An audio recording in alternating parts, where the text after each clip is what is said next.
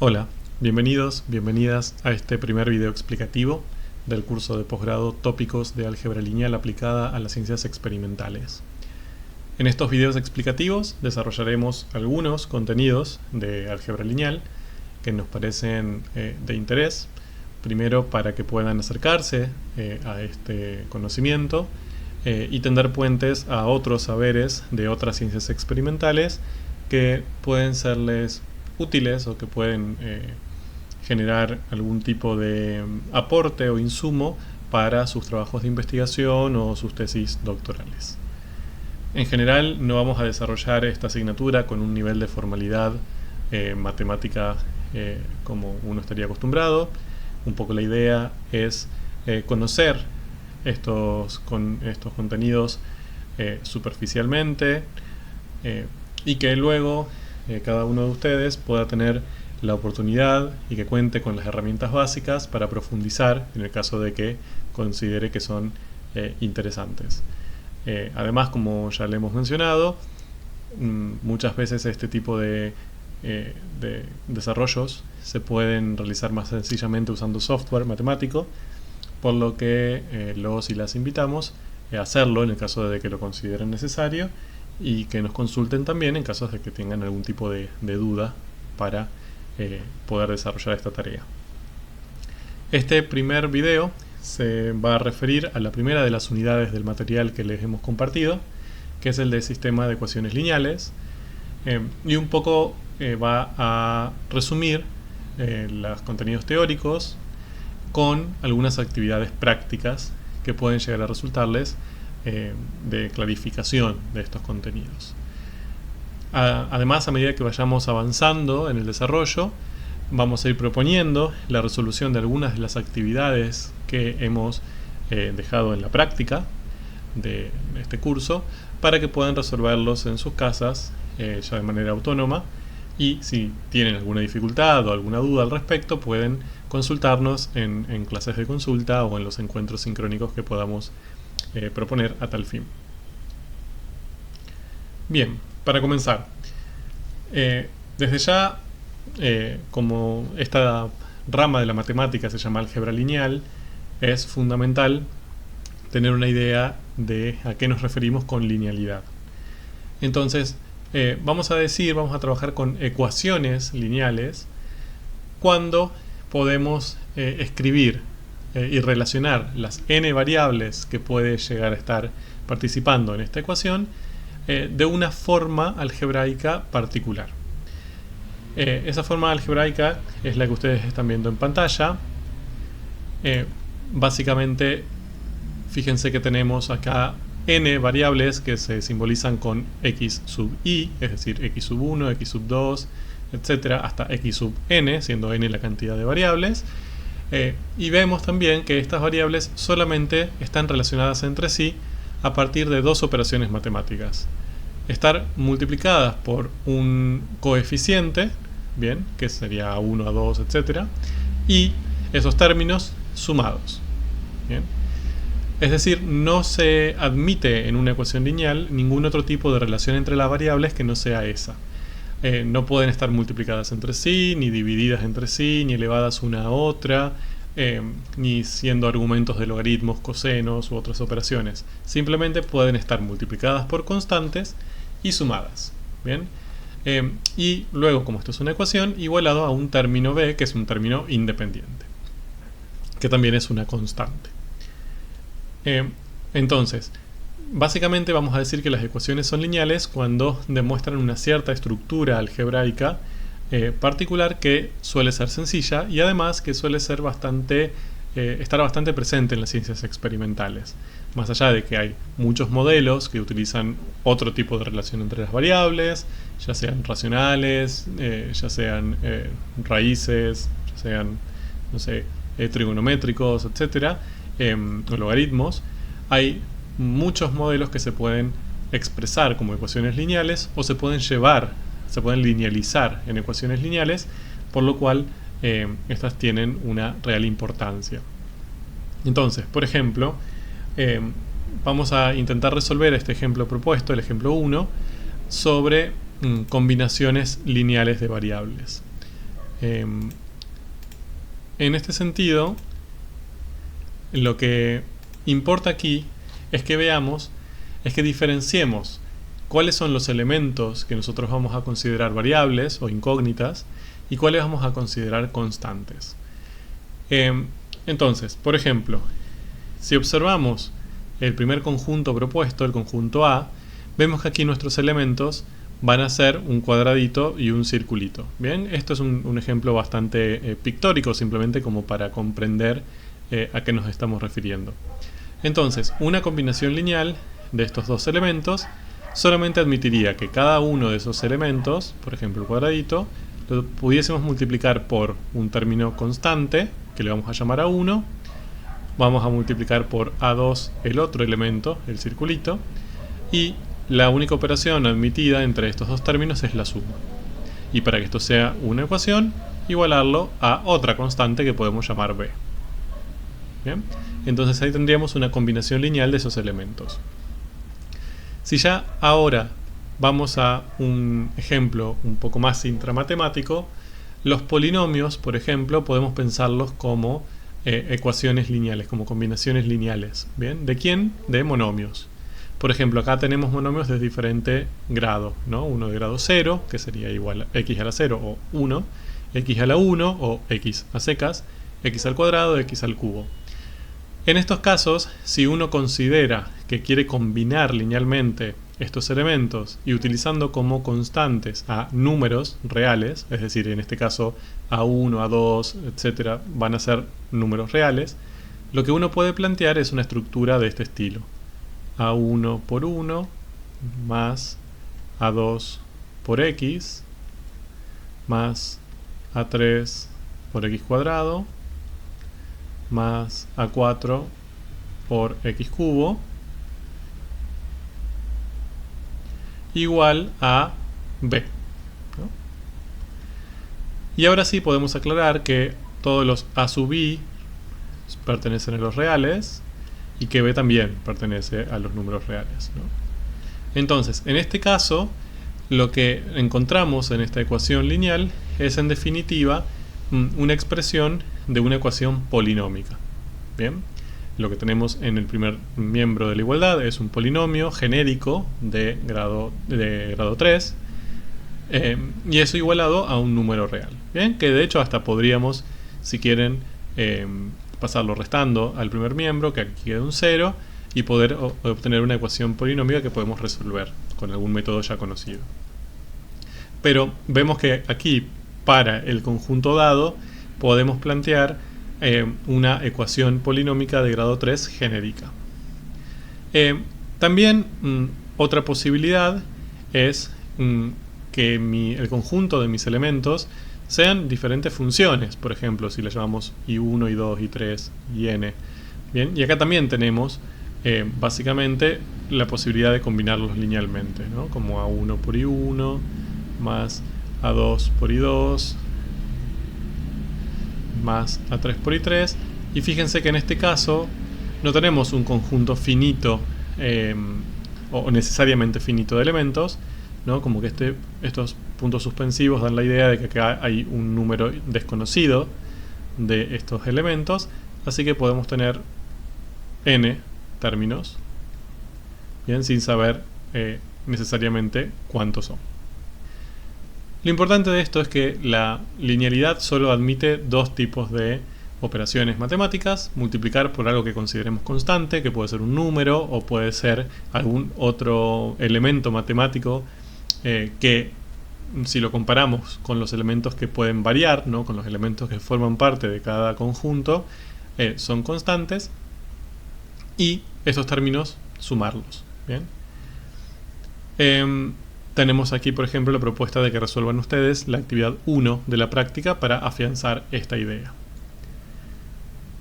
Cuando tenemos ecuaciones lineales, ya hemos trabajado en la matemática con ecuaciones lineales, con una cantidad n de variables, habitualmente con 2 o 3, ¿no? En los que son los cursos de matemática básica en la universidad.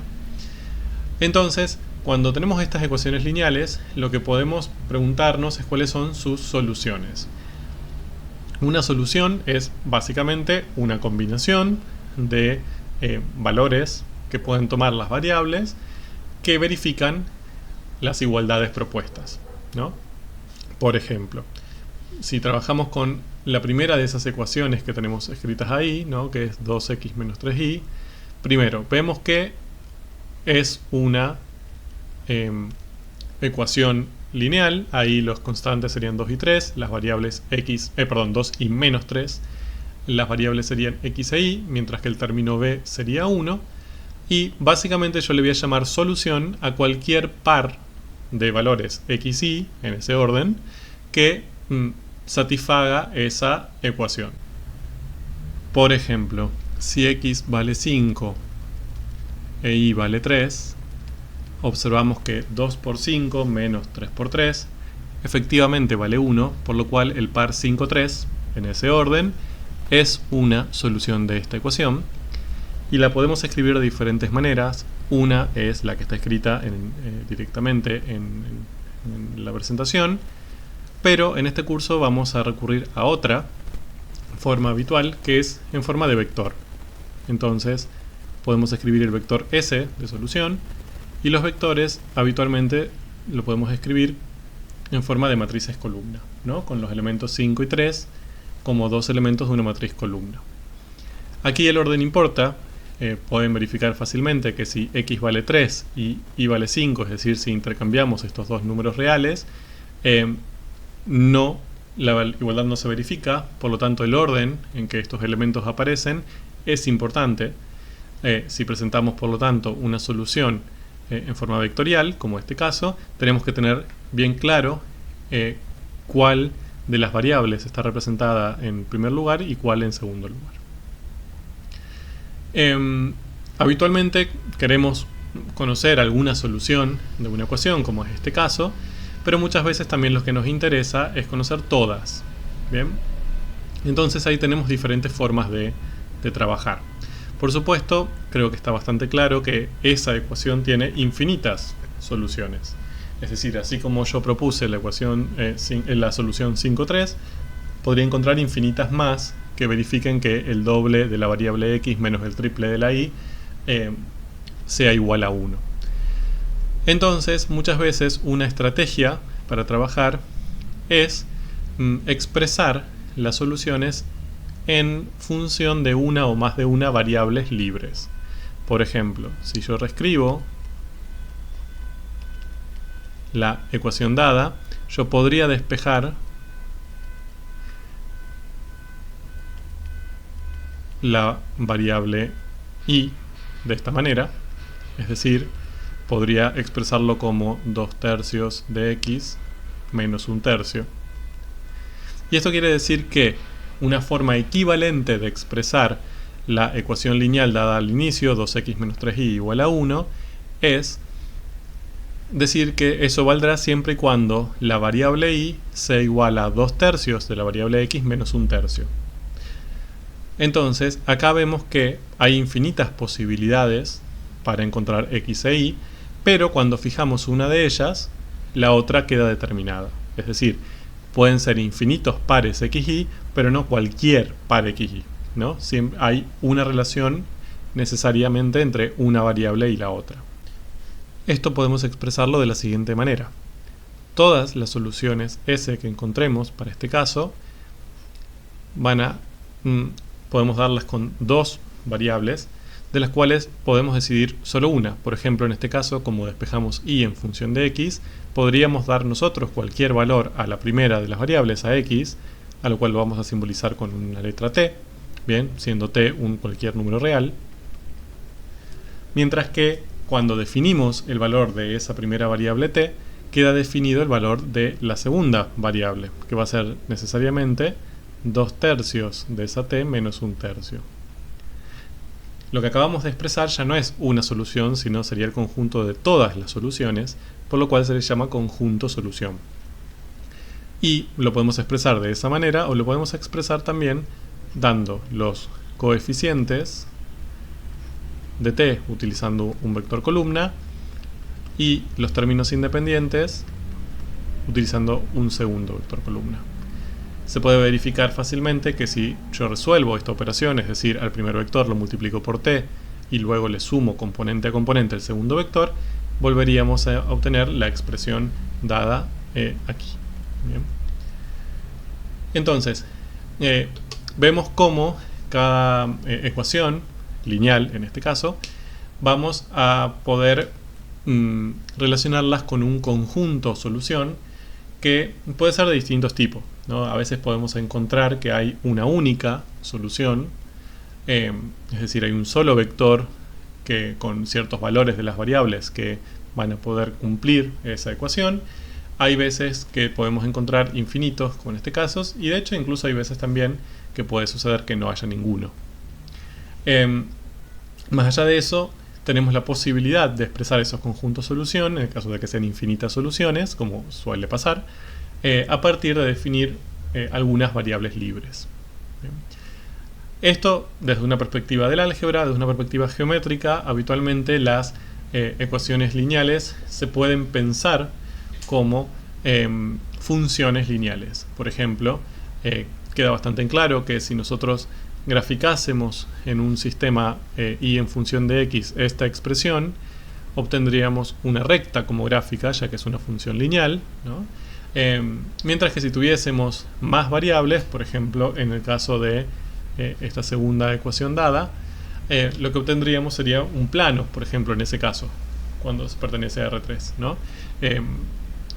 Estamos frente a una ecuación de un plano.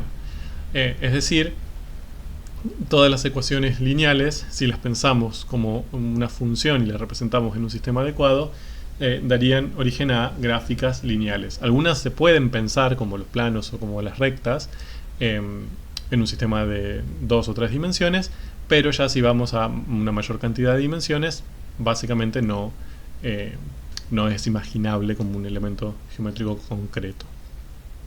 Pueden resolver la actividad 2 para afianzar lo que estuvimos trabajando hasta recién. En general vamos a utilizar estas ecuaciones no tanto en su resolución por separado, sino en resolución de sistemas. Bien, entonces aparece aquí quizás la definición del elemento matemático con el que vamos a trabajar en esta unidad, que es el de sistema de ecuaciones lineales o SEL. Básicamente un SEL es un conjunto finito de ecuaciones lineales con las mismas variables.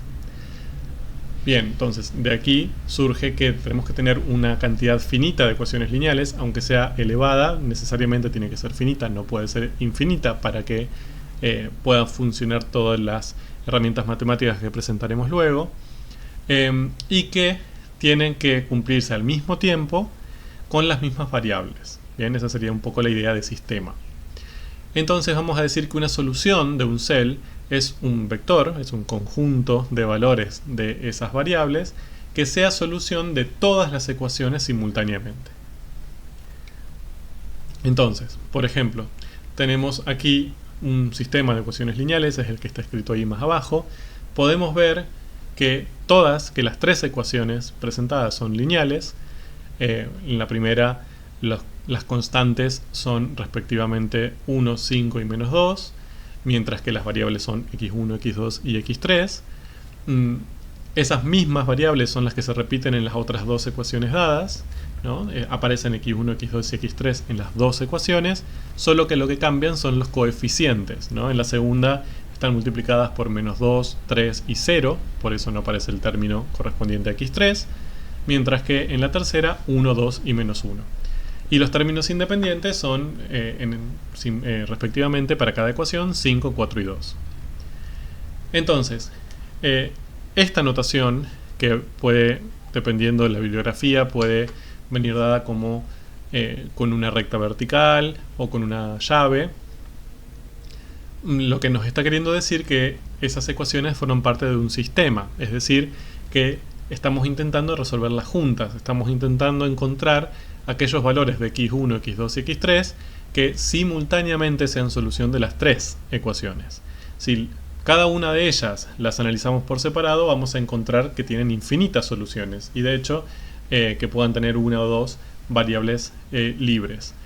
Mientras que ya cambia un poco el trabajo cuando estamos intentando encontrar soluciones para las tres en simultáneo. En este ejemplo, en el ejemplo 3, les piden que demuestren que el vector 1, 2, 3 es solución del cell propuesto. ¿Esto qué quiere decir? Que si estas tres variables x1, x2 y x3 toman los valores 1, 2 y 3 respectivamente, al reemplazarla en cada una de las ecuaciones, las tres igualdades se verifican. Con que se verifique una de las igualdades solamente no es suficiente para decir que es una solución del cell. Podríamos decir que es una solución de esa ecuación, pero no del sistema. Para que se resuelva el sistema, por definición, tienen que verificarse las tres. Bien, entonces, para resolver este ejemplo, que no lo vamos a hacer completamente, simplemente por una cuestión de tiempo y de que sea un poco más ameno este video, lo que tendríamos que hacer sería reemplazar x1 por 1, x2 por 2, x3 por 3 y verificar que esta operación 1 más 5 por 2 menos 2 por 3 efectivamente dé como resultado el término independiente propuesto. Y eso lo tenemos que hacer para las tres. Bien, si no lo hacemos para las tres, no tenemos información suficiente de que esa sea una solución del sistema. Bien, entonces, una tarea habitual en la matemática que no es tan sencilla es intentar resolver estos sistemas de ecuaciones. Un ejemplo, el ejemplo más simple, en el que admite ciertas metodologías relativamente sencillas de hacer a mano, son los sistemas llamados de 2×2, es decir, que tienen dos ecuaciones con dos variables. Estos sistemas admiten algunas técnicas como la sustitución, la igualación o la reducción por sumas y restas, que habitualmente se enseñan, ¿no?, a nivel secundario o a nivel universitario de grado. Pero cuando ya los sistemas son un poco más complejos, de 3×3, de 4×4, de n por n, o incluso cuando tenemos una diferente cantidad de ecuaciones en el sistema que de variables, que eso también puede pasar, no necesariamente siempre tiene que haber la misma cantidad de variables que de ecuaciones, la resolución se vuelve un poco más compleja.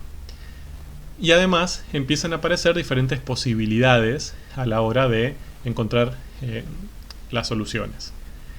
Por lo tanto, lo que se han desarrollado son diferentes métodos sistemáticos para encontrar estas soluciones. Por supuesto que en la vida de una persona que trabaja en las ciencias experimentales, estas metodologías no las realizamos a mano. Existe software bastante simple, de fácil acceso y de acceso gratuito, que permite resolverlo. Pero lo que vamos a intentar mostrarles en este video son los fundamentos de estas metodologías. Y elegimos dos que son muy utilizadas y además en general son las utilizadas por el software matemático usual, que son la reducción gaussiana, bien viene su nombre de Gauss, un matemático de prominente aporte a la matemática, y de Gauss-Jordan, que es una modificación de la reducción gaussiana que soluciona algunas complicaciones en este sentido. Mucho software matemático, repito, utiliza estas metodologías y además les pueden mostrar los pasos que sigue para llegar a sus resultados, y esos pasos tienen que ver con esta metodología que les presentaremos ahora. Por lo tanto, conocerla también permite una funcionalidad o una necesidad importante en estos tiempos que corren, que es la validación crítica de un profesional a lo que realiza el software, ¿no? Más teniendo en cuenta los tiempos de inteligencia artificial que se nos vienen, para tener en cuenta si la metodología aplicada es la correcta o está aplicada correctamente, tenemos que tener un criterio y conocer cómo se hace. Pero más allá de eso, sepan que en la vida cotidiana habitualmente recurrimos al software para resolver estas cosas. Bien, entonces, tenemos un ejemplo ahí, tenemos un sistema de ecuaciones lineales cuya conjunto solución queremos conocer a partir de utilizar reducción gaussiana. Este método, básicamente lo primero que solicita es expresar el sistema de ecuaciones lineales utilizando matrices, es decir, encontrar matrices que se relacionen con el sistema. Acá podemos encontrar varias formas de hacerlo. Una es expresar ese sistema de ecuaciones lineales en tres matrices, una que sea de coeficientes, es decir, que ordene los coeficientes constantes de las variables en cada una de las ecuaciones, una matriz que sea de variables o de incógnitas y una que sea de los tres términos independientes. Esa es una forma útil, tiene ciertas utilidades en algunas cuestiones. La que se utiliza en reducción gaussiana es la que está mostrada ahí, que se llama matriz de coeficientes aumentada. Una matriz de coeficientes aumentada tiene en cuenta las ecuaciones como fila, habitualmente, es decir, la fila 1, 2 y 3 se corresponden a la ecuación 1, 2 y 3, respectivamente. Las columnas, las primeras columnas, se relacionan con los coeficientes de cada variable de manera ordenada. Por ejemplo, en el caso que ven, la primera columna, 1 menos 2, 1, se refiere a los coeficientes de la variable x, que en caso de que los términos se hubiesen presentado de manera desordenada, hay que ordenarlos, bien, es decir, necesariamente los coeficientes de una columna tienen que pertenecer a la misma variable.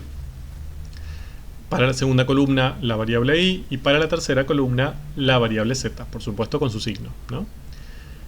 Y luego se llama aumentada porque en la última columna se incorporan los términos independientes, bien, 0, menos 2 y 0. Luego aparece una separación. Esta es una separación más visual que formal, es decir, ahí no hay ningún tipo de operación o diferencia matemática. La matriz de coeficientes aumentada en este caso es de 3 por 4, es decir, no es que no son dos matrices juntas ni nada por el estilo, simplemente es una matriz en que se dibuja ese segmento de recta de esa manera,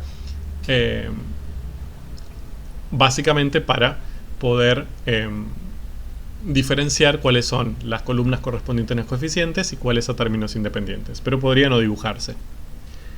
Y el método de reducción gaussiana lo que va a intentar es transformar el sistema dado a un sistema equivalente. ¿Qué es un sistema equivalente? Otro sistema distinto, con ecuaciones distintas, bien, sí, con las mismas variables, pero con ecuaciones distintas, pero que el conjunto solución sea exactamente igual al dado. Es decir, lo que vamos a intentar mantener ahí es el conjunto solución, no perder ninguna solución ni ganar ninguna solución extraña. Bien, mantener exactamente el mismo conjunto solución. Hay otras características que iremos viendo a lo largo del curso que a lo largo de este método se van a perder, pero para el fin que estamos persiguiendo, lo que nos interesa es que el conjunto de solución sea lo que se mantiene. Lo que ha propuesto Gauss, y que son las operaciones elementales de esta metodología, es que si yo en las filas o en los renglones de una matriz hago, de esta matriz de coeficientes aumentada, mejor dicho, hago algunas de estas operaciones, el conjunto solución no cambia. Es decir, yo puedo generar otro sistema de ecuación lineal que sea equivalente al dado. Entonces, el primero es bastante lógico, ¿no? Es pensable, es intuitivo. Que si yo intercambio dos ecuaciones del sistema, o lo que es equivalente, intercambio dos renglones de la matriz aumentada, el conjunto solución, no cambia. Lo cual tiene sentido. Si yo en el sistema la primera ecuación la paso al tercer lugar y viceversa, obviamente eso no va a alterarme el conjunto solución del sistema. Bien, simplemente es un cambio de lugar. Bien, por lo tanto, si yo intercambio dos renglones o dos filas de la matriz de coeficientes aumentada, sucederá lo mismo. O sea, eso lo puedo hacer libremente. Luego, la segunda operación posible es multiplicar una ecuación, o equivalentemente un renglón, por una constante no nula. Es decir, si yo a esta primera ecuación la multiplico completa por un número que no puede ser 0, cualquier número real, por ejemplo 3, puedo obtener otra ecuación, que en ese caso sería 13x más 15y menos 6z igual a 0, que no va a alterar el conjunto solución del sistema. ¿Bien? ¿Por qué? Porque básicamente podría tranquilamente dividir toda esa ecuación por 3 y volver a la inicial. No genera un cambio en cuáles son los valores de x, y z que verifiquen esa igualdad. Por lo tanto, eso lo puedo hacer en las ecuaciones del sistema o lo puedo hacer también en los renglones de la matriz de coeficientes aumentada. Es importante notar que esa constante no puede ser 0, ¿bien? Porque si básicamente multiplico todo por 0, básicamente elimino el efecto de esas restricciones que viene dada por esa ecuación. Y luego que si sumo dos renglones o dos ecuaciones, puedo obtener otra ecuación que tampoco modifique el conjunto solución de la misma. Es decir, que básicamente, por ejemplo, voy a borrar todo. Si yo estas dos ecuaciones, por ejemplo, las sumo, hago menos 2x más x menos x, 3y más 2y más 5y, menos z menos 2z, y menos 2 más 0 menos 2, bien, puedo utilizar esta ecuación nueva que acabo de obtener, que es diferente a las dos anteriores, para reemplazar cualquiera de ellas, es decir, puedo eliminar esta y usar la que acabo de obtener, y el conjunto de solución se va a mantener igual. Bien, es decir, yo puedo reemplazar cualquier ecuación del sistema por la suma de dos ecuaciones, siempre y cuando el lugar que reemplace sea una de las ecuaciones sumadas, ¿no? Lo mismo puedo hacer, obviamente, con dos renglones de la matriz de coeficientes aumentada.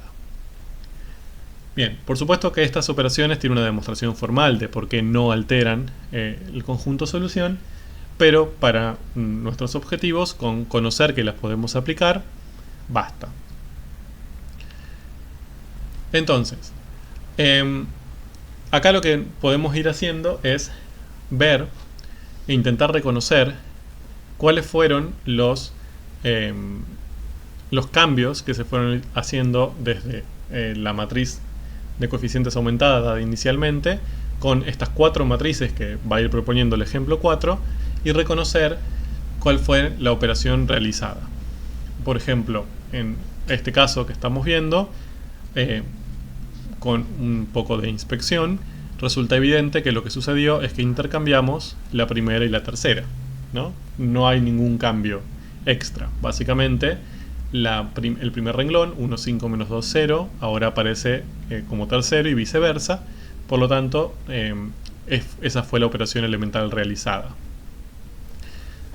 Segundo caso, también si comparamos la matriz dada con la original, lo que podemos observar es que el tercer renglón, la tercera fila de esa matriz, fue multiplicada por 3. ¿Bien? Por lo tanto, también lo que se realizó ahí es una operación elemental.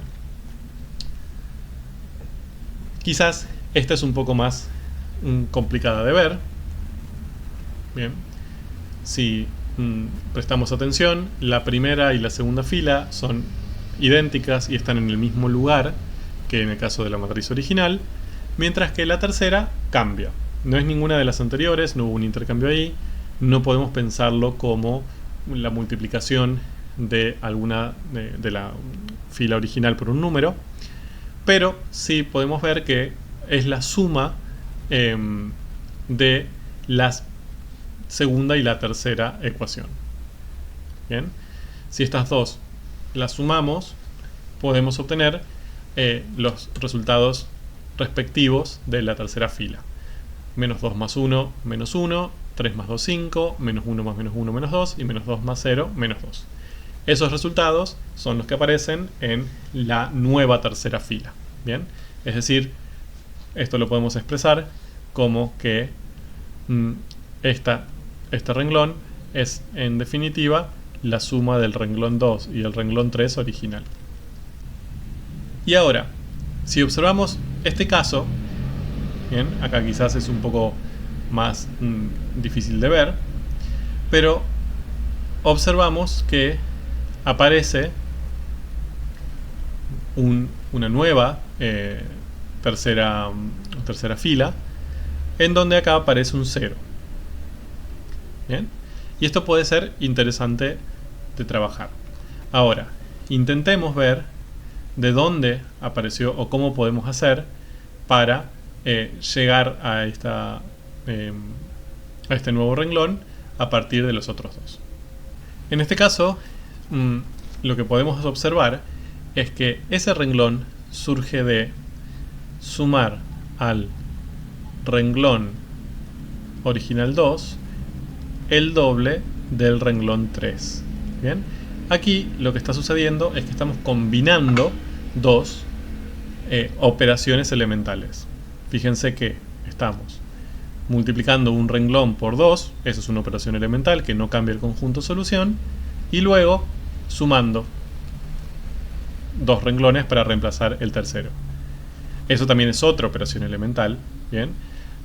Pero como tenemos dos operaciones elementales consecutivas, el resultado podemos asegurar que el conjunto solución va a ser el mismo.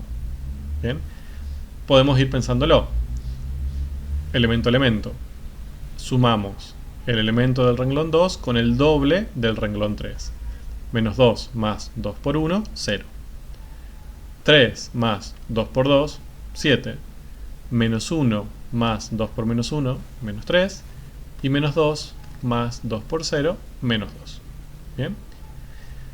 Ahora, como les dije hace un ratito, al hacer esto, observamos que obtenemos un conjunto de solución equivalente, pero además aparece un 0 aquí. ¿Eso 0 qué significa? Que si yo esta matriz de coeficientes aumentada que acabo de obtener, que tiene un conjunto solución equivalente a la dada, la vuelvo a escribir como un conjunto como un sistema de ecuaciones, las primeras dos ecuaciones van a mantenerse idénticas, mientras que la tercera, ahora yo la puedo reemplazar por 7i menos 3z igual a menos 2. ¿Bien? Por ejemplo,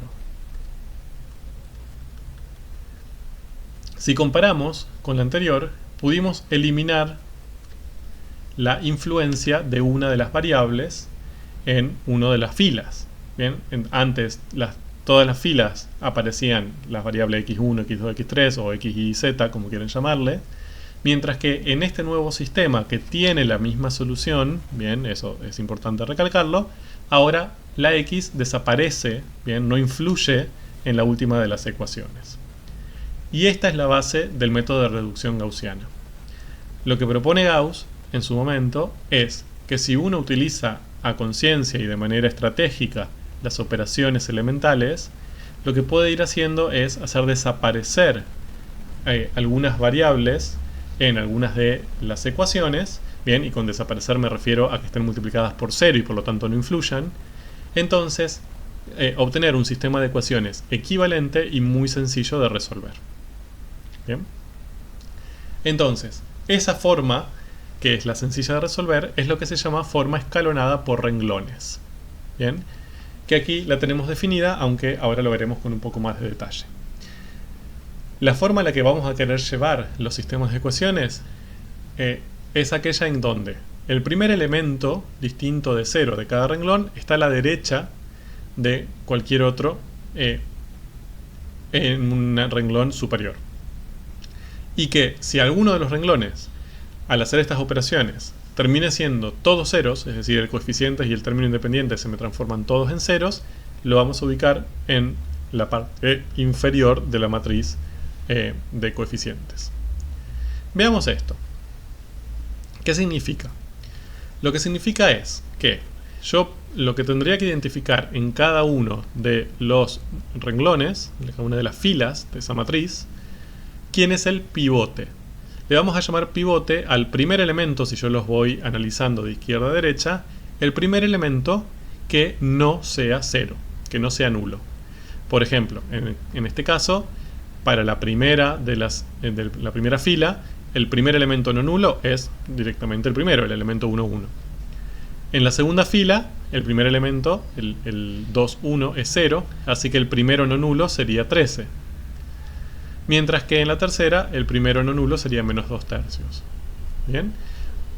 Para que la matriz esté en forma escalonada por renglones, siempre tiene que suceder esta estructura. Es decir, si yo empiezo con una cierta fila, paso a la fila siguiente, el pivote tiene que estar necesariamente a la derecha del pivote anterior. No puede estar ni abajo ni a la izquierda, necesariamente a la derecha. Puede sí estar, haber acá otro 0 y estar en esta posición, en la posición donde ahora está el menos 5. Eso puede pasar. Lo que no puede pasar es que el pivote de la segunda renglón esté por debajo o a la izquierda del anterior. Es decir, siempre voy a tener una tendencia escalonada y hacia la derecha. Bien. Y en el caso de que haya una fila toda de ceros, la tengo que ubicar abajo de todo. No puede estar intermedia. Bien. Básicamente porque eso también no cumpliría con el caso anterior. Bien. ¿Por qué esto es valioso? ¿Por qué queremos llevar a nuestras matrices escalonadas a la forma escalonada por renglones? Perdón. ¿Por qué queremos llevar a nuestras matrices de coeficientes a una forma escalonada por renglones? Miren, supongamos que nosotros teníamos un sistema de ecuaciones que con operaciones elementales pudimos, después de varios pasos, transformarla a esta matriz de coeficientes aumentada que tenemos ahí mostrada. Si yo eso lo expreso como un sistema de ecuaciones, sería equivalente a decir x más 5y menos 2z igual a 0. En la segunda ecuación ya no tendría el término de x visible porque estaría multiplicado por 0 esa variable y obtendría 13y menos 5z igual a menos 2. Mientras que en la última no aparecería ni la variable x ni y. Aparecería en primer lugar menos 2/3 z igual a menos 2. Bien.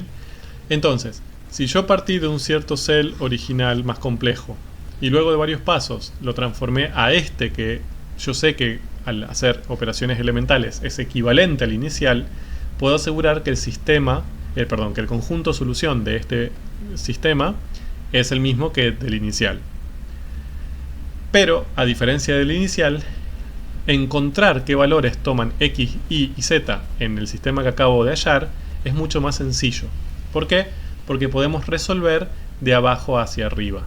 Bien. Por supuesto que si yo me fijo en la primera fila, es complejo. Ahí tenemos infinitas soluciones, x y z pueden variar las tres. Y es más complejo de analizar. Pero si empezamos con la última de las ecuaciones, como la expresión es que menos 2/3 por z es menos 2, yo puedo tranquilamente despejar el valor de z. Bien, este menos 2/3 que multiplica pasa para el otro lado dividiendo, por lo tanto z vale 3. Es decir, pude encontrar específicamente cuál es el valor que le corresponde a una de las variables usando una de las ecuaciones. Ahora puedo recurrir a la segunda ecuación. Aquí aparecen dos variables, y z, es decir que a priori tendría infinitas soluciones esa ecuación. Pero, como yo ya acabo de descubrir que z vale 3, puedo reemplazar z por 3. Por lo tanto, la única variable desconocida es y. Entonces vemos que 13 por y menos 15 me tiene que dar menos 2. De aquí podemos despejar fácilmente que y tiene que valer 1. Y ahora que ya conozco cuánto tiene que valer y z, puedo ir hacia la primera de las ecuaciones y reemplazo y por 1, z por 3 y despejo cuánto vale x. Bien, aquí tenemos que x más 5 por 1, o sea 5, menos 2 por 3, o sea menos 6, me tiene que dar 0. Y aquí puedo despejar también que x vale 1. Entonces, haciendo sustitución hacia atrás, yo puedo ir encontrando cuánto vale cada una de las variables y hallar fácilmente mi conjunto solución, que sería 1, 1, 3. Es el único vector que cumple o que verifica las tres igualdades al mismo tiempo. Bien, Entonces, eso, que es lo que acabamos de hacer, es una forma de encontrar el conjunto solución, bien, el 1, 1, 3, de un sistema de ecuaciones a partir de una matriz de coeficientes en forma escalonada por sustitución hacia atrás. Entonces, de aquí se ve la importancia de poder transformar la matriz de coeficientes aumentada de un sistema a su forma escalonada, ¿bien? Porque esto me va a permitir encontrar el conjunto solución de una manera mucho más sencilla que si no estuviese en forma escalonada. Esa es la base del método de Gauss, ¿bien? Entonces ustedes, a partir de la combinación de las operaciones elementales con esta metodología, pueden encontrar sus soluciones. Bien. Entonces, por ejemplo, si acá nosotros tuviésemos que resolver el primer celdado, ahora la serie de pasos que vamos a tener que pensar, la estrategia que vamos a tener que pensar es cómo hacemos para ese sistema de ecuaciones llevarlo a otro, bien, que tenga asociada una matriz aumentada escalonada. Por lo tanto, lo que podemos hacer es, en primer lugar, escribir la matriz de coeficientes aumentada,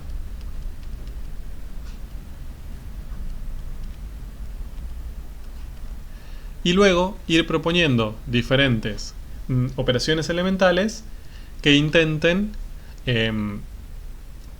llevar a la forma escalonada. Entonces, por ejemplo, el primer objetivo que podríamos tener en este caso sería, para que esté en forma escalonada, este elemento no puede, tiene que ser 0 necesariamente, ¿bien? ¿Por qué? Porque si analizamos esta matriz, el pivote en la primera fila sería 1 y en la segunda fila sería ese menos 1. Eso no puede suceder. Necesariamente abajo del pivote de la primera fila tiene que haber un 0. Entonces, hay una forma sencilla, hay muchas, pero una forma sencilla para eliminar ese menos 1 sería sumar el renglón 1 y el 2. ¿Bien? Como yo, si sumo el 1 y el 2, la suma entre 1 y menos 1 me da 0. Entonces, ese nuevo renglón que yo puedo obtener sumando, lo voy a utilizar como segunda fila. De esta manera me aseguro que debajo del pivote de la primera aparezca un 0, que es lo que yo necesito. Entonces, la primera fila va a mantenerse igual. Y ahora para la segunda fila lo que hago es sumar la primera y la segunda. 1 más menos 1, 0. 2 más 3, 5. Menos 1 más 1, 0. Y 2 más 0, 2. ¿Bien? Y la tercera fila por ahora la dejo como está. Ya me ocuparé de ella. Entonces, tengo pivote, está en forma escalonada la segunda fila, hasta ahí no tengo ningún problema. Bien. Ahora lo que tendría que hacer sería básicamente eliminar este 1 también. Ese 1 no puede estar ahí. ¿Bien? ¿Por qué? Porque ya dijimos que debajo de un pivote de una fila superior tiene que haber ceros. Como en esa columna ya tenemos el pivote de la primera fila, ese 1 tiene que ser un 0. ¿Qué puedo hacer? Bueno, algo similar. Puedo a R1 restarle R3. ¿Bien? Restar sería lo mismo que primero multiplicar R3 por menos 1 y después sumar. ¿Bien? Entonces, lo que puedo hacer es, mantengo la primera fila como está, mantengo la segunda fila que acabo de hallar de manera conveniente, mientras que la tercera fila la voy a reemplazar por R1 menos R3. Entonces fíjense que obtengo 1 menos 1, 0, que es lo que estoy buscando. 2 menos 7, menos 5. Bien. Menos 1 menos menos 1, 0. Y 2 menos 4, menos 2. Bien. Entonces, ya resolví el problema de que este término tenía que ser necesariamente 0. ¿Terminé? No. ¿Por qué? Porque tengo pivote de primera fila, tengo pivote de la segunda, pero en la tercera el pivote queda debajo del otro, y eso no puede suceder. Bien, el pivote tendría que estar, en todo caso, donde ahora hay un 0. Por lo tanto, ese menos 5 tiene que hacerse 0 ahora, bien, pero sin perder el 0 que ya obtuve. Bien. ¿Qué posibilidad tenemos? Bueno, lo que podríamos hacer ahí es R2 sumárselo a R3, ¿no? Entonces, si sumo R2 más R3, vamos a ver que 5 más menos 5 me va a dar 0, y por lo tanto voy a poder usar esa suma como un reemplazo de la tercera fila. Entonces, copio la primera, copio la segunda, y ahora reemplazo la tercera por la suma de R2 y R3. 0 más 0, 0, que esto necesito que suceda. 5 más menos 5, 0, que era lo que estaba buscando. Y luego los otros términos ya no tengo ningún problema. Pueden dar el resultado que den. 0 más 0, 0, y 2 menos 2, 0, ¿no? Entonces acá lo que nos pasa es que aparece un renglón de todos ceros. Bien, ¿se acuerdan que en la definición de la forma escalonada lo que pedía era que si eso sucediese, esos renglones nulos tienen que estar siempre en las últimas filas? Bien, que acá es lo que pasa. Por lo tanto, ahí terminé, y esa es mi forma escalonada, ¿no?, de la matriz aumentada. Y si la comparamos con las que ya nos daban, es exactamente la misma. Verificamos que esa es la forma escalonada. Bien. Ahora, si esto lo transformamos, no lo pide, pero lo podemos hacer, lo podemos transformar en un sistema de ecuaciones. Esto es igual a x más 2y menos z igual a 2, mientras que la segunda ecuación es 5y igual a 2, ¿no? La última no la escribo porque directamente sería 0x más 0y más 0z igual a 0. Ahí eso no es ninguna restricción. Cualquier terna de números, si la multiplico x, y y z por 0, me da como resultado 0. Entonces, como esa es una ecuación trivial, no incorpora ningún tipo de restricción extra, no tiene sentido que aparezca dentro de mi sistema de ecuaciones. Y ahora, a partir de lo que acabo de obtener, yo puedo, de la segunda ecuación, despejar y, bien, que es menos 2 quintos, ¿no? 5 por menos 2 quintos da 2, es más 2 quintos. Bien, 5 por 2 quintos es igual a 2. Eso lo puedo reemplazar en la primera, me queda x más 2 por 2 quintos menos z igual a 2. Bien, o sea que x menos z es igual a 2, y paso restando este 2 por 2 quintos, que es 4 quintos, ¿no? Esto es igual a 6 quintos. Y acá fíjense que no tengo manera de despejar x o z como un número, es decir, no hay una única solución. Acá básicamente lo que me interesa, necesariamente lo que pasa, es que la resta de x y z siempre me tiene que dar 6 quintos. Dicho de otra manera, x es 6 quintos más z. Por lo tanto, ¿cómo puedo expresar ese conjunto solución? Bien, y es 2 quintos, ahí no tenemos dudas. Bien, ya lo acabamos de deducir acá. Después, x y z no son valores fijos. Puede haber infinitas combinaciones, pero no cualquiera. Ya vimos un caso parecido antes. Acá, si yo defino z, por ejemplo, a z le doy cualquier valor, ¿no? Entonces a la tercera variable le pongo t, ¿no? T puede ser cualquier número real. Entonces, x ahora necesariamente va a ser 6 quintos más ese t que yo decidí. Entonces ahora encontré que este sistema que acabo de plantear tiene infinitas soluciones.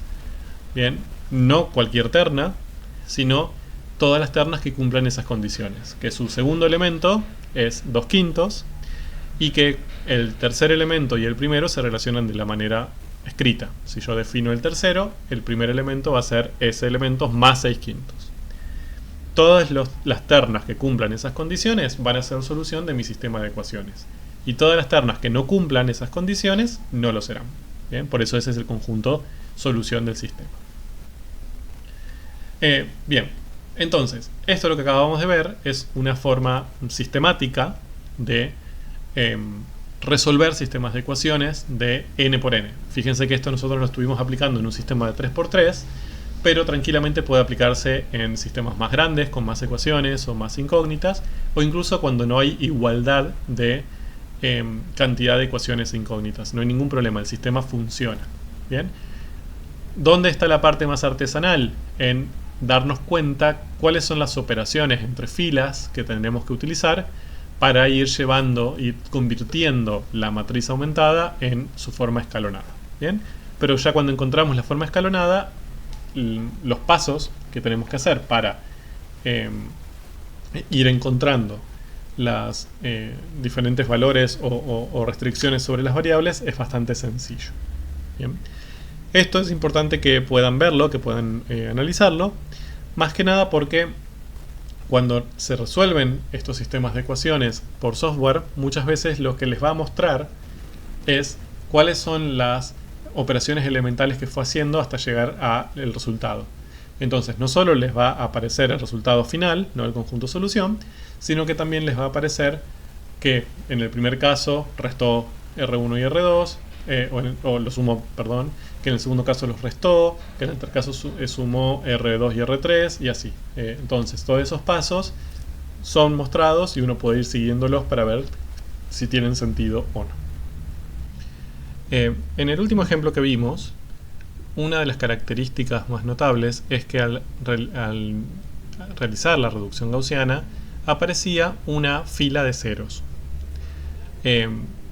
Cuando esto sucede, es bastante importante comprender qué significa, cómo lo podemos interpretar. Como dijimos anteriormente, cuando una fila de la matriz aumentada se vuelve una fila de ceros, es equivalente a que una de las ecuaciones en el sistema de ecuaciones tenga todos sus coeficientes y su término independiente nulo. Es decir que las restricciones que esta ecuación incorporaba en el sistema en realidad no son tal. Es decir, no incorpora restricciones nuevas porque ya las restricciones que podía llegar a incorporar venían estando dadas por las otras ecuaciones que forman parte del sistema. Dicho de otra manera, cuando uno busca un sistema equivalente por reducción gaussiana, es como que en definitiva termina con un pack mínimo de ecuaciones que incorporen todas las mismas restricciones que el sistema original.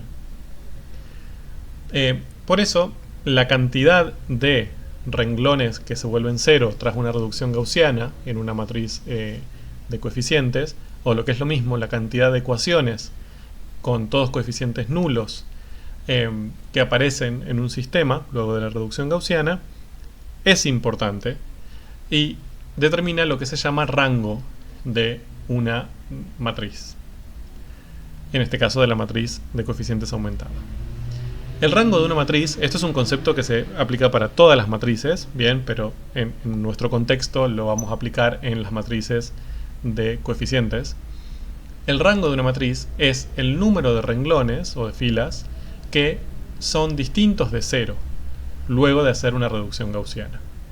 Es decir, de la cantidad total de filas sería cuáles son aquellas que no se transforman en una fila de ceros luego de hacer una reducción a la forma escalonada por renglones.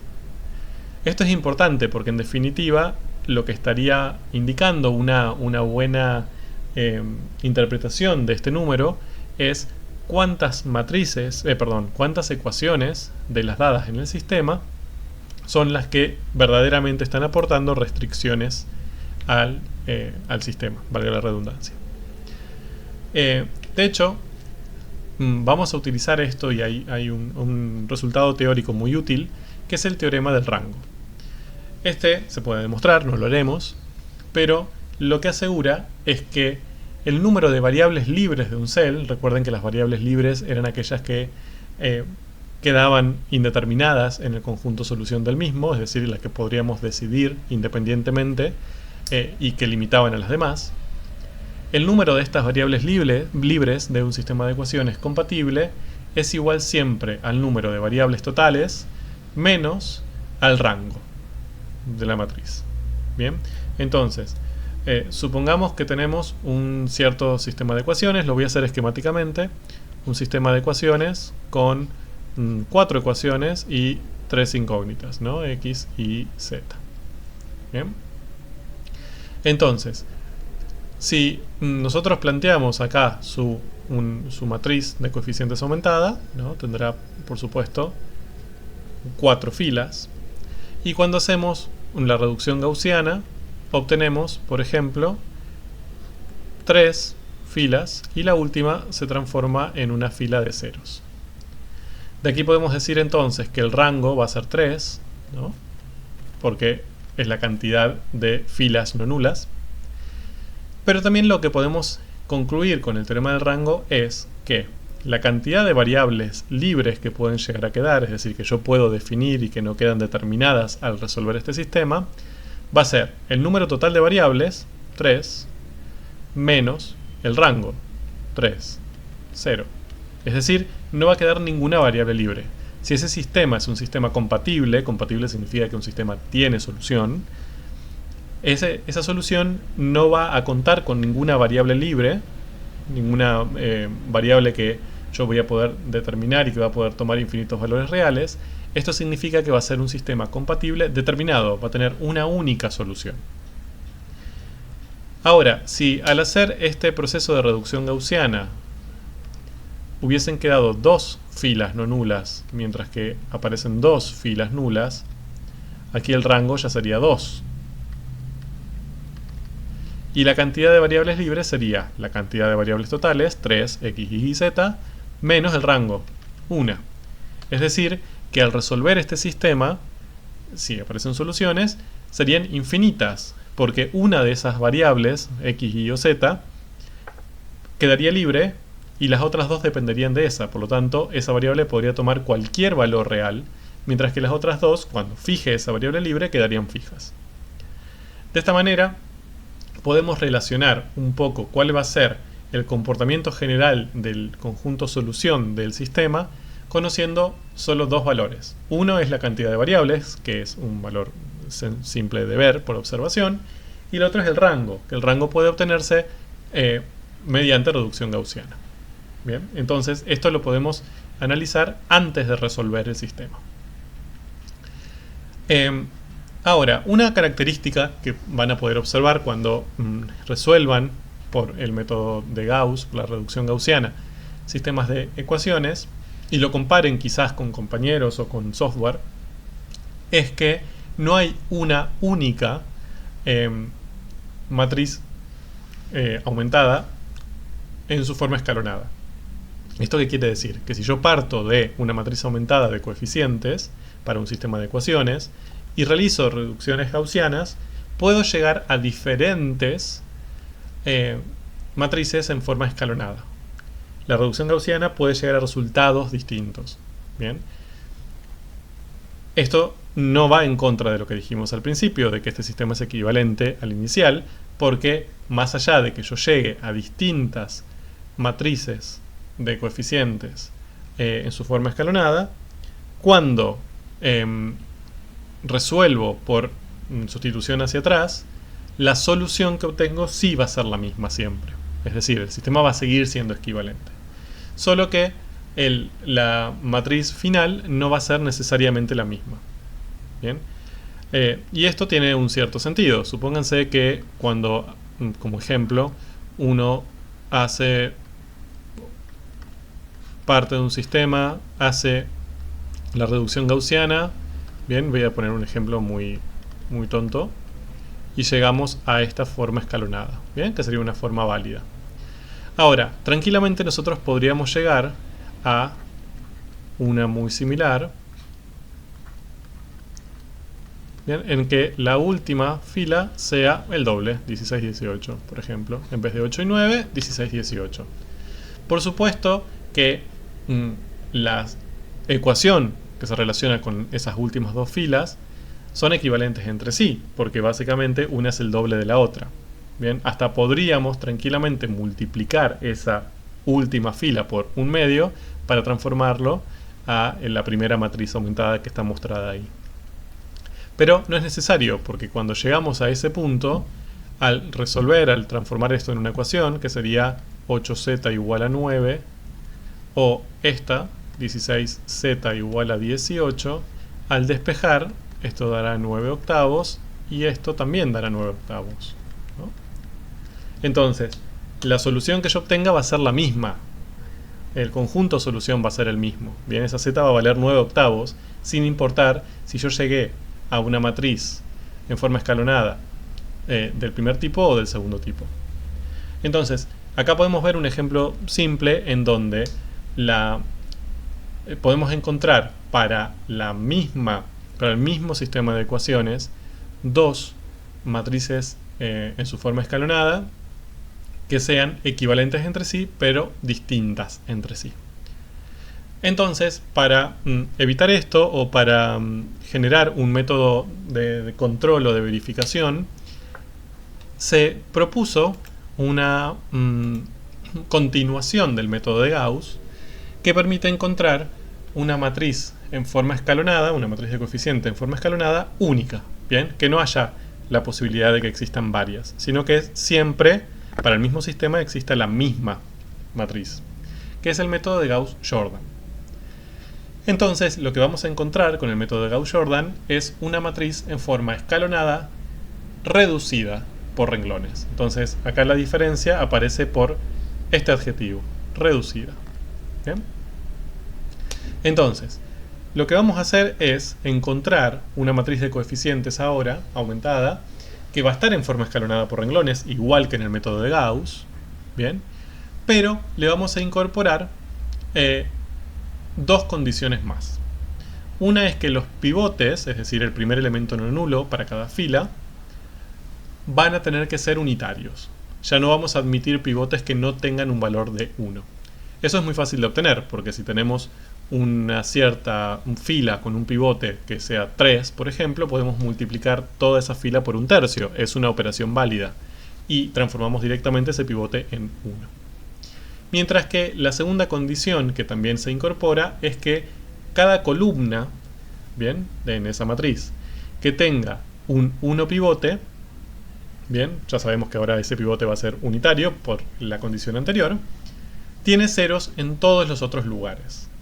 No abajo, bien, no en los elementos inferiores, como pedíamos antes, sino en todos, es decir, también en los superiores. Bien.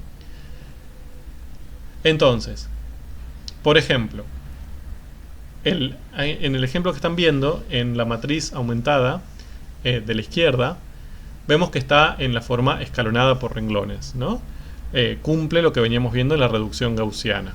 Tenemos pivote, bien, en la inferior tenemos otro pivote a la derecha del anterior, y en la inferior tenemos otro pivote en la derecha del anterior. Bien, cumple lo que pedíamos hasta ahora como forma escalonada por renglones, pero no cumple la forma escalonada reducida por renglones. Bien, ¿por qué? Porque, en primer lugar, los pivotes de cada renglón no valen 1. Bien, en el primer renglón sí, pero en el segundo valen 13 y menos 2 tercios, y eso no puede suceder. Tiene que valer 1. Bien, y eso lo podemos solucionar bastante sencillamente mediante multiplicación de toda esa fila por un número adecuado, ¿no? Entonces, en la segunda fila, como tenemos un 13, podemos dividir todos los elementos por 13. Dicho de otra manera, multiplicar por 1 sobre 13, ¿no? Entonces acá obtenemos 0, 1, menos 5 sobre 13 y menos 2 sobre 13. Bien, mientras que en la tercera fila podemos dividir todos los elementos por menos 2 tercios. Entonces obtenemos 0, 0, 1, y tendríamos que hacer menos 2 dividido menos 2 tercios, y eso es igual a 3. Bien. Ahora, teniendo esto, todavía no estamos en la forma escalonada reducida. Ya cumplimos la primera condición, bien, partimos de una forma escalonada por renglones, de hecho, y ahora cumplimos la segunda. Todos los pivotes son unitarios. Pero para que esté en la forma reducida es necesario que todos los elementos en las columnas de los pivotes, todos, sean necesariamente 0. Bien, entonces, en la primera columna eso sucede. El pivote es 1 y todos los otros elementos son 0. En la segunda columna no. El pivote que le corresponde es un 1, el inferior es 0, pero tenemos este elemento que es un 5 y no puede serlo, tiene que ser un 0. Y en la última columna, peor aún, tenemos que transformar en 0 tanto este elemento como este. Bien. Entonces, para hacer eso, lo que podemos hacer es utilizar nuevamente operaciones permitidas, ¿no? para la equivalencia. Y aunque parezca una tarea bastante compleja, no lo es. Miren, voy a empezar a intentar hacer 0 este elemento. ¿Bien? Para hacer 0 ese elemento, puedo utilizar muy simplemente la tercera fila. ¿Bien? Entonces, yo voy a reemplazar esa segunda por el segundo renglón actual más 5/13 del tercero. Bien. Entonces, si yo multiplico al tercer renglón por 5/13, este 1 se va a transformar en 5/13, por lo cual si lo sumo con el menos 5/13 del segundo renglón, me generará un 0. Bien, y con eso ya puedo reemplazar ese término por 0. Entonces, acá voy a tener 1, 5, menos 2, 0. La primera fila no me molesta todavía. Bien, la última va a seguir siendo 0, 0, 1 y 3. Y ahora lo que tengo que calcular, en todo caso, es cómo quedará la segunda. Como los primeros dos son ceros, seguirá siendo 0. Luego, segundo elemento, 1 más 5/13 por 0. 1. No cambia ese pivote. Menos 5/13 más 1 por 5/13. Eso me da 0, que es lo que estaba buscando. Y luego tengo que hacer menos 2/13 más 3 por 5/13. Bien, entonces acá sí es donde esta operación va a generar una modificación en el último elemento. Si yo hago menos 2/13 más 3 por 5/13, esto me da 13/13, es decir, 1. De esta manera pude solucionar uno de los problemas que tenía, ¿no? Que el elemento que acá era menos 5/13 ahora se transformó en un 0. ¿Terminé? No. Me falta transformar este en 0 y este en 0, ¿no? Entonces, por ejemplo, para el menos 2, lo que podemos hacer es algo similar. Reemplazar la primera fila por R1 más 2R3. Bien. Como multiplico la última por 2 y sumo, ese menos 2 más 2 me va a generar un 0 ahí, que es lo que yo necesito. Bien. Si hago eso, vamos a obtener 1, 5, 0, 0 más 6, 0, 1, 3. Bien. Y de esa manera generé un 0 aquí. Fíjense que eso también modifica los términos independientes. Y todavía no acabé. Básicamente necesito que ese 5 se transforme en un 0. Entonces ahí puedo usar el segundo renglón, me conviene. Entonces voy a reemplazar la primera fila por R1 menos 5R2. Bien, multiplico el R2 por menos 5 para generar un 0. Cuando hago eso obtengo 1, 0, 0. Bien, voy a tener que fijarme ahora sí cuánto me da el término independiente, que sería 6 menos 5 por 1, o sea 1. mientras que las otras filas se mantendrán como estaban. Entonces, fíjense que esto es continuar el método de Gauss, ahora ya no para generar una forma escalonada por renglones, sino para transformar todos los pivotes en unos y para generar ceros en las posiciones superiores a los pivotes, no inferiores.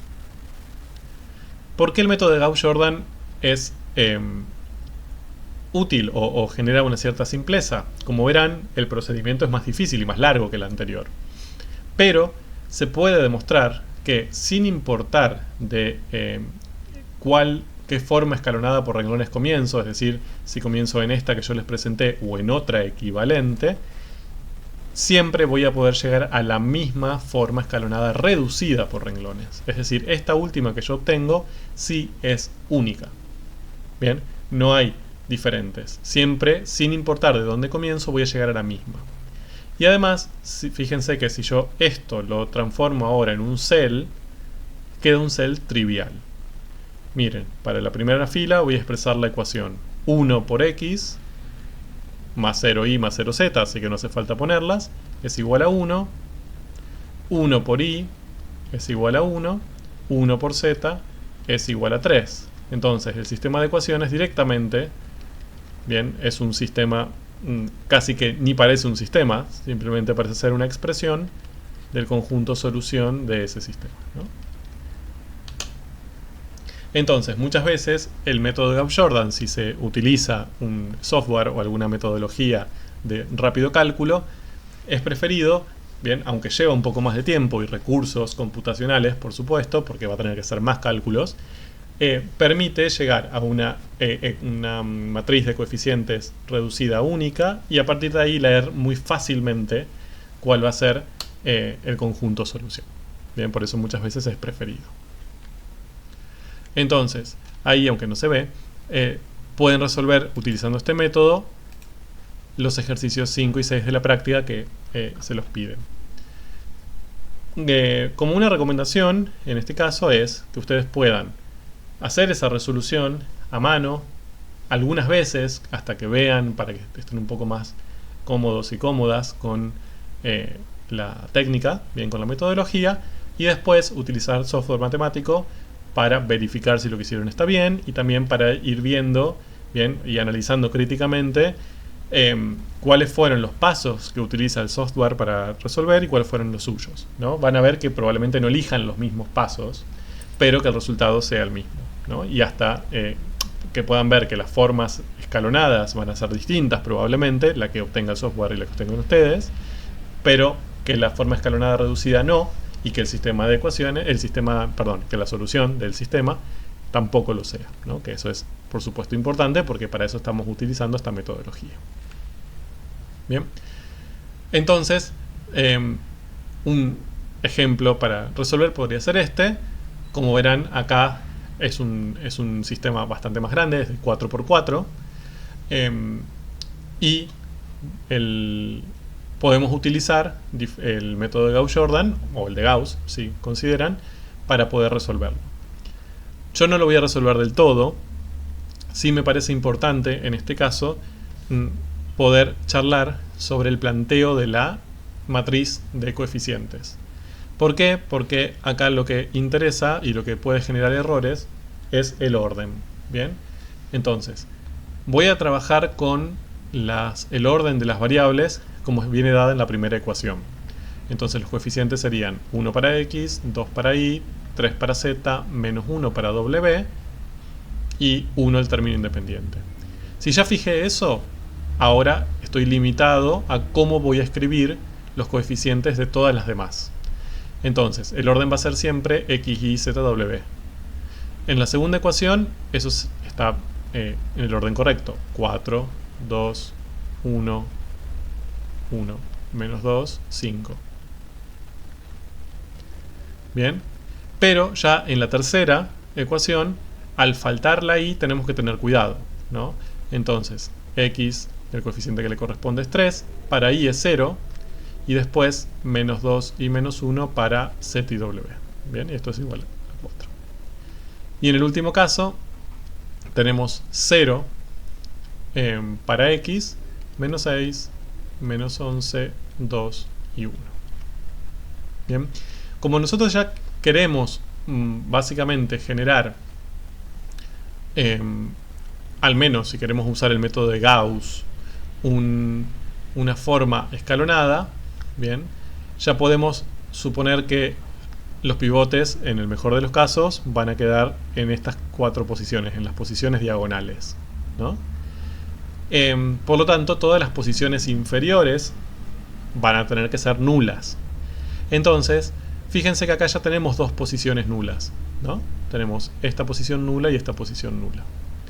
Eso es conveniente. De hecho, si estas ecuaciones nosotros las tendríamos arriba, supónganse que la primera ecuación, en vez de ser 1, 2, 3, menos 1, fuese la que ahora tenemos en cuarto lugar, podemos usar la operación elemental de alternarlas entre la primera y la cuarta para llevar esa ecuación al último lugar y que ya el 0 quede en un lugar donde yo voy a buscar que haya ceros. Eso me va a ahorrar trabajo de una manera muy simple. Bien. Lo mismo es en las otras. Siempre que veamos que hay un 0 que no está en una posición adecuada y podemos llevarlo en una posición que nos resulta conveniente, podemos utilizar la operación de intercambiar. Bien. Entonces, a partir de aquí, podemos comenzar con todo el proceso, generar, digamos, la matriz escalonada, y luego, como nos pide por Gauss-Jordan, vamos a tener que transformar todos los pivotes en unos y buscar los ceros en las posiciones superiores del pivote. Bien, esto es un ejemplo que quizás es un poco más largo de resolver, pero sirve para afianzar metodológicamente lo que se realiza en el método de Gauss-Jordan. Bueno, luego, si quieren, si les parece útil, les subiré un video con la resolución de este sistema, paso a paso, bien comentado. Yo sé que es tedioso, pero quizás pueden empezar a hacerlo en soledad y después comparar los resultados con la otra resolución. Bien, por ahora continuaré con el desarrollo de contenido. Bien, de este estilo son los ejercicios 7 y 8 de la práctica propuesta. Bien, y para finalizar esta parte, también tener en cuenta algo, que vamos a llamar un sistema de ecuaciones lineales homogéneo cuando los términos constantes son todos ceros. ¿Bien? Es decir, por ejemplo, para proponer un ejemplo sencillo, 3x menos 2y más z igual a 0, 2x menos 4 menos y más 2z igual a 0, x más z igual a 0, por ejemplo, ¿no?